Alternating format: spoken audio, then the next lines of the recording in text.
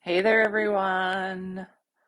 Okay, let me get this set up so you guys can see it. Nope, that's not right. That wasn't right. There you go. That's better. Okay, let's talk about elimination diets. Let's talk about elimination diets. So, first of all, you might be thinking, well, what is an elimination diet?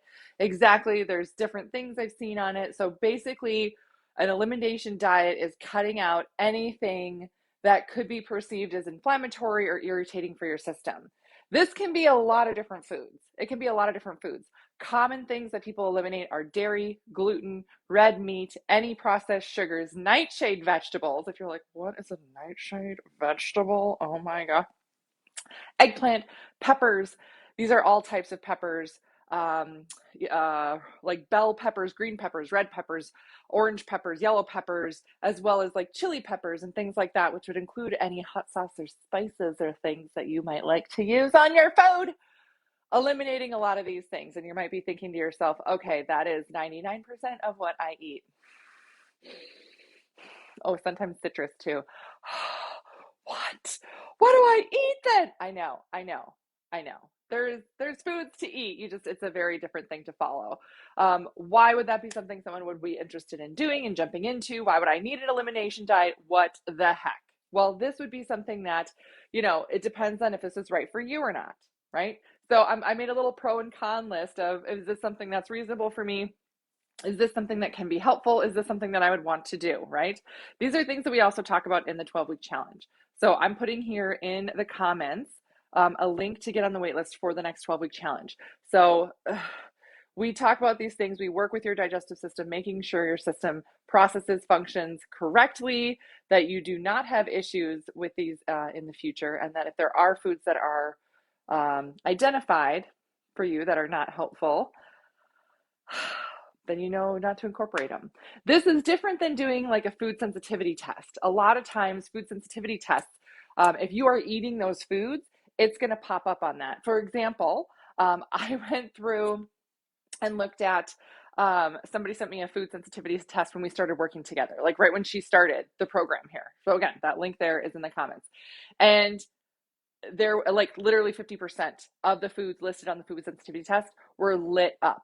That's a lot of them. That's a lot of them. A lot, half of them. She's like, oh my gosh, I can't eat half of these foods. They were lit up in terms of like, these are a problem irritating your system. And I said, no, not necessarily. If your system has a lot of inflammation, if there's a lot of stuff going on, any little thing is going to irritate it. So let's work on calming things down. Let's work on getting you feeling better, functioning better. And then, we'll see where it goes from there. So then she did an updated food sensitivity test a few months later. 4 foods. 4 foods popped up. 4. That's it. That's it. That means that her system was so much better and her body was functioning better that then eliminating those foods was the right move for her.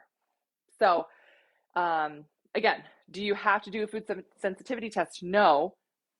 Can you? Sure. Do people send me their results all the time? Absolutely. But how does it fit in with what you're working on, and what information is it really giving us, right? And it's the same thing with an elimination diet here. It's the same thing here. Pros about an elimination diet, honestly, it's not calorie restrictive. This is not meant to cut calories or make you starve yourself. So that's good. You're like, well, I can eat bananas and hay all I want. Woo! But kind of, right? It's not meant to cut calories, so you're not supposed to be starving on an elimination diet. It's just cutting out foods that are not, that are inflammatory. So there is that. You can find foods that cause the issue. You can. So that's a pro. This can work, right? It is a simple thing to follow. It's simple in terms of like, all you have to do is just eat these few foods and that's it. Everything else is a no. That's pretty simple to follow.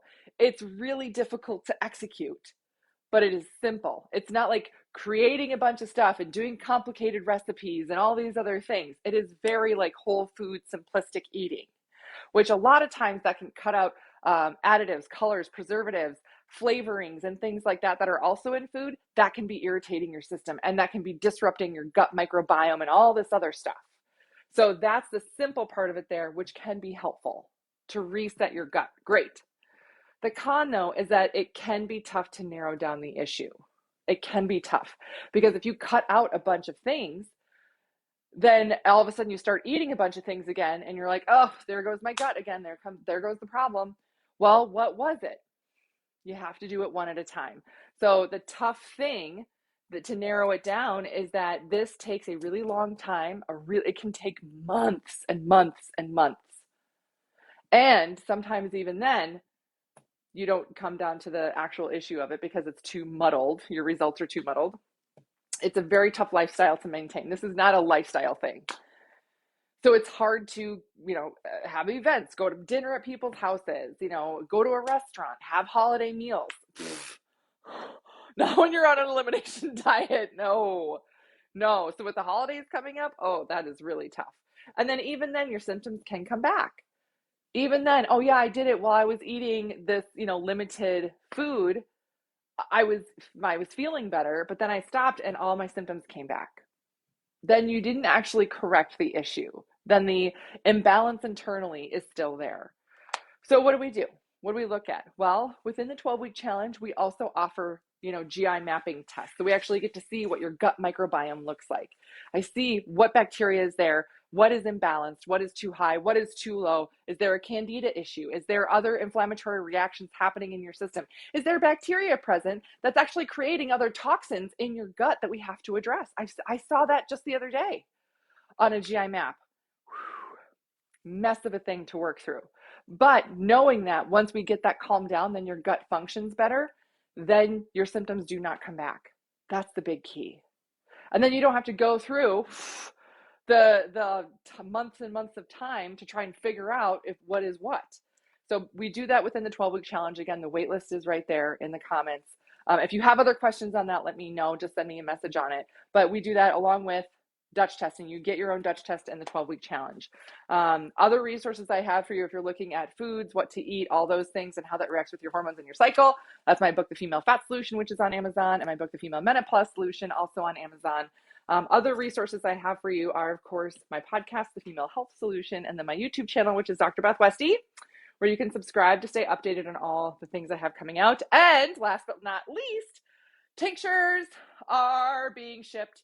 So make sure you are checking these out if you want to learn how to use supplements for your cycle, estrogen, progesterone, days 1 through 14, days 15 through 28, to help create and maintain the correct amount of hormone in your system. So that's what I got for you guys today. Let me know your questions or if you need any other help. Otherwise, I will see you later.